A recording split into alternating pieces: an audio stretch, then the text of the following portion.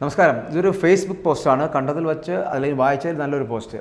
ഞാനും ഇതൊന്ന് ഷെയർ ചെയ്ത് പറയുകയാണെന്ന് പറഞ്ഞ് തുടങ്ങുകയാണ്. ലോകത്തിലെ ഏറ്റവും മോശം ജനങ്ങളിൽ ഒരു വിഭാഗം ഇപ്പോഴും കേരളത്തിലുണ്ട് എന്നും ആരും ഞെട്ടണ്ട, തുടർന്ന് വായിച്ചാൽ മതി, കാര്യം മനസ്സിലാകുമെന്ന് കൂടി പറയുന്നുണ്ട്. ഭാരതത്തിൽ ജനിച്ച് ലോകത്തോളം വളർന്ന വിശ്വപൗരന്മാർ മിക്കവരും പശ്ചിമ ബംഗാളിൽ ജനിച്ചവരായിരുന്നു.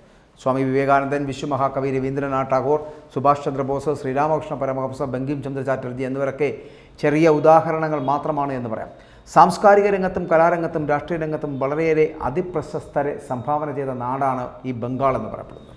കലയുടെയും സംസ്കാരത്തിൻ്റെയും ഒക്കെ കേദാരമായിരുന്നു പശ്ചിമ ബംഗാൾ എന്ന് പറയപ്പെടുന്നത്. ദേശസ്നേഹികളുടെയും വിപ്ലവകാരികളുടെയും പറുദീസയായിരുന്നു ഈ ബംഗാൾ എന്ന് പറയപ്പെടുന്നത്. 100 സ്വാതന്ത്ര്യ സമര സേനാനികൾ രക്തസാക്ഷിത്വം ഭരിച്ച മണ്ണുകൂടിയാണ് ബംഗാൾ. ലോകപ്രശസ്തരായ ശാസ്ത്രജ്ഞരെ നൽകിയ ബംഗാൾ.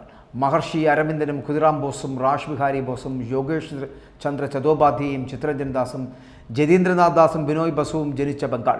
ശ്യാം പ്രസാദ് മുഖർജിയും ബിപിൻ ചന്ദ്ര പാലും മാതങ്കിനി ഹസ്രയും ശിശുകുമാർ ഘോഷും പിറന്ന മണ്ണ്. സത്യജിത് റായുടെയും ബുദ്ധദേവ് ദാസ് ഗുപ്തയുടെയും ഗൗതം ഘോഷിൻ്റെയും തപൻ സിൻഹയുടെയും മൃണാൾ സിൻ്റെയും ജന്മം കൊണ്ട് പുണ്യം നേടിയ മണ്ണ്.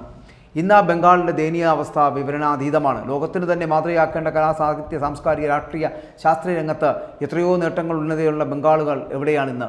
ബംഗാളികൾ ഇന്ന് ഭാരതത്തിൻ്റെ മുക്കിലും മൂലയിലും തോട്ടിപ്പണിയും കൂലിപ്പണിയും മരം വെട്ടും വണ്ടിവലിയും ഒക്കെ എന്നുവേണ്ട തൊഴിൽ, ഏറ്റവും തീക്ഷണമായ എന്ത് തൊഴിലും ചെയ്ത് ജീവിക്കാൻ കഴിയുന്ന തെറ്റിലുള്ള മറ്റുള്ള ആട്ടും തുപ്പുമേറ്റ് പുഴുക്കളെപ്പോലെ ജീവിക്കുന്നു. ഇത്രയും വലിയ ശിക്ഷ അനുഭവിക്കാൻ ബംഗാളികൾ ചെയ്ത തെറ്റ് എന്താണെന്നറിയാമോ?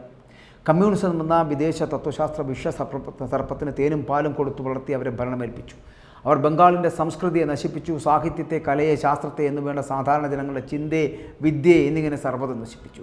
ഭാരതത്തിൻ്റെ ചരിത്രമോ സംസ്കാരമോ പഠിപ്പിച്ചുമില്ല.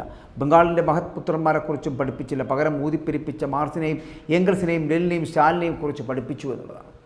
മാർക്സിസവും കമ്മ്യൂണിസവും പഠിപ്പിച്ചു. മയക്കുമരുന്നിന് അടിമയായിട്ടുള്ള ചെഗുവേരയെ ആരാധിക്കാൻ പ്രേരിപ്പിച്ചു. പ്രാദേശിക ആഘോഷങ്ങൾ ആഘോഷിക്കുവാൻ അനുവദിക്കാതെ മെയ് ദിനത്തെയും റഷ്യൻ വിപ്ലവത്തിനെയും ആഘോഷമാക്കി മാറ്റി. അതുകൊണ്ട് എന്ത് സംഭവിച്ചു? രാഷ്ട്രീയമായും സാംസ്കാരികമായും കലാപരമായും ശാസ്ത്രപരമായും വിദ്യാഭ്യാസപരമായും ലോകത്തിൽ തന്നെ മുന്നിലുണ്ടായിരുന്ന ജനത ഇന്ന് ഇതിലെല്ലാം വേരറ്റ് വട്ടപൂജ്യമായി മാറി.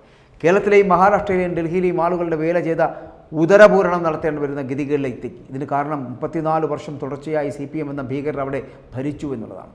ലോകം മുഴുവൻ 50-ലധികം രാജ്യങ്ങളുണ്ടായിരുന്ന ഒന്നാണ് കമ്മ്യൂണിസം എന്ന ഭീകരത. ഇന്ന് ലോകം മുഴുവൻ ഈ ഭീകരരെ തള്ളിക്കളഞ്ഞു. ബംഗാളികൾക്ക് അവബോധമുണ്ടായപ്പോൾ ആ ഭീകരരെ അവർ പടിക്ക് പുറത്താക്കിയിരിക്കുന്നു. ബംഗാളികളുടെ മാതൃക ത്രിപുരയും കൈക്കൊണ്ടു. പക്ഷേ പ്രബുദ്ധരെന്ന് സ്വയം വിശേഷിപ്പിക്കുന്ന മലയാളികളുടെ ഒരുപറ്റം പമ്പര വിഡ്ഢികൾക്ക് ഇതുവരെ അത് മനസ്സിലായിട്ടില്ല. ഈ വിഡ്ഢികൾക്ക് മനസ്സിലായി വരുമ്പോഴേക്കും ഇവിടെ ബംഗാളിനേക്കാൾ വലിയ കഷ്ടം പിടിച്ച അവസ്ഥയിലാകും. ഒരു വിഭാഗം ഭീകരരുടെ മണ്ടൻ പ്രവൃത്തിയുടെ ഫലം അനുഭവിക്കുന്ന മലയാളികൾ മൊത്തമായിരിക്കും. ഇനിയും ജാഗ്രത പാലിച്ചില്ലെങ്കിൽ സർവനാശം തന്നെ ഭവിക്കുമെന്നുള്ള കാര്യത്തിൽ സംശയമില്ല.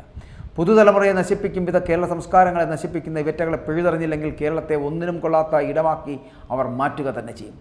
ഇവിടുത്തെ വിദ്യാഭ്യാസത്തെ SFI ഗുണ്ടകളുടെ കയ്യിലേൽപ്പിച്ച് അതിൻ്റെ പരിശുദ്ധി നഷ്ടപ്പെടുത്തിയവരാണിവർ. സിദ്ധാർത്ഥനെ പോലെ എത്ര പാവം കുഞ്ഞുങ്ങളുടെ നിലവിളികൾ ഇനിയും നാം കേൾക്കേണ്ടി വരുമെന്നുള്ളതാണ്. ജോലിയില്ലാതെ അലഞ്ഞ് യുവതലമുറ നാടുവിടുമ്പോൾ അവരുടെ ഗുണ്ടകളെ പിൻവാതിലൂടെ തിരികെ കയറ്റിയതിൻ്റെ അനന്തര ഫലം പല രക്ഷാപ്രവർത്തനങ്ങളുടെയും നാം കണ്ടു കഴിഞ്ഞു. പുതിയ തലമുറയ്ക്ക് വെളിച്ചം കിട്ടണമെങ്കിൽ ഇത്തരം അഴുക്കുകളെ തൂത്തുകളയേണ്ടതുണ്ട് എന്ന് ഈ പോസ്റ്റ് പങ്കുവയ്ക്കുന്നുണ്ട്. ഈ പോസ്റ്റിൽ പറഞ്ഞ കാര്യങ്ങൾ മുഴുവൻ ഈ പോസ്റ്റുമായി ബന്ധപ്പെട്ട വിഷയങ്ങളാണ്.